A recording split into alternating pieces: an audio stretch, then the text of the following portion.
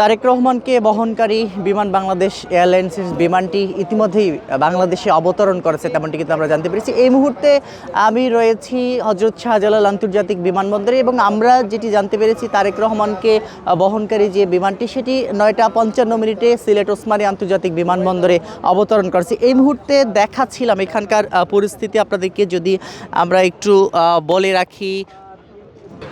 এখানকার পরিস্থিতি আপনাদেরকে যদি একটু বলে রাখি, শাহজালাল আন্তর্জাতিক বিমানবন্দরে কঠোর নিরাপত্তা বলয় তৈরি করা হয়েছে। প্রথমেই যে লন্ডন থেকে যে ফ্লাইটটি এসেছে সেটি সিলেটের ওসমানী আন্তর্জাতিক বিমানবন্দরে অবতরণের পর সেখানে একটু যাত্রা বিরতি দিয়ে পরবর্তীতে আবারও সেটি শাহজালাল আন্তর্জাতিক বিমানবন্দরের উদ্দেশ্যে রওনা করবে এবং তারপরেই কিন্তু এখানে 11:55 নাগাদ এই শাহজালাল আন্তর্জাতিক বিমানবন্দরে তারেক রহমানকে বহনকারী এই বিমানটি এখানে অবতরণ করার কথা রয়েছে। তার মধ্যেই আমরা যেটি দেখতে পাচ্ছি এবং আপনাদেরকে যেটি দেখাচ্ছিলাম, পুরো বিমানবন্দর এলাকা জুড়ে আইন শৃঙ্খলা রক্ষাকারী বাহিনীর সদস্যরা কঠোর নিরাপত্তা বলয় তৈরি করেছেন।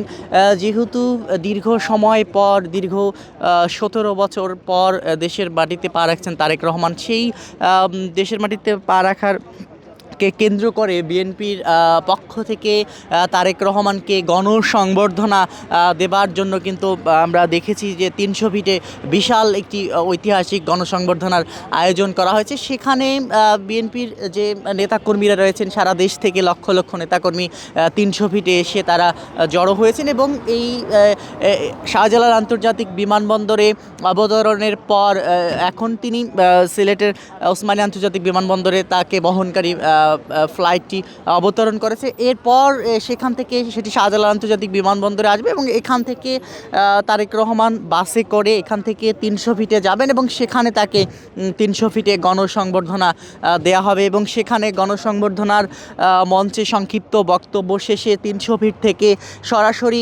রাজধানীর এভার কেয়ার হাসপাতালে বিএনপির চেয়ারপারসন বেগম খালেদা জিয়া তিনি যে চিকিৎসা নিচ্ছেন সেখানে তিনি সরাসরি যাবেন এবং সেখানে মাকে দেখে পরবর্তীতে সেখানের আনুষ্ঠানিকতা শেষে গুলশানের যে বাসায় তারেক রহমান উঠবেন সেখানে চলে যাবেন। এমনটি কিন্তু আমরা জানতে পেরেছি। তারেক রহমানের আগমনকে ঘিরে বিএনপির নেতাকর্মীদের মধ্যে উল্লাস উদ্দীপনা আমরা দেখেছি। তারা বিগত বেশ কয়েকদিন ধরে রাজধানী ঢাকা সহ দেশের বিভিন্ন জায়গায় তারেক রহমানের আগমনী বার্তা তারা দিচ্ছেন এবং স্বাগত মিছিল, আনন্দ মিছিল সহ বেশ কিছু তারা কর্মসূচি হাতে নিয়েছে, তেমনটি কিন্তু আমরা দেখেছিলাম। এবং আজকে সকাল থেকে আমরা দেখছি যে রাজধানীর 300 ফিটে যে জায়গাটিতে তারেক রহমানকে গণসংবর্ধনা দেওয়া হবে সেই জায়গাটিতে কিন্তু ভোরের আলো ফোটার আগেই লক্ষ লক্ষ নেতাকর্মীর উপস্থিতি এবং ভোরের আলো ফোটার আগে কিন্তু সে জায়গাটি কানায় কানায় পরিপূর্ণ হয়ে যায়, তেমনটি কিন্তু আমরা দেখি। এখনও রাজধানীর আশেপাশের যে সড়কগুলো রয়েছে সেই আশেপাশের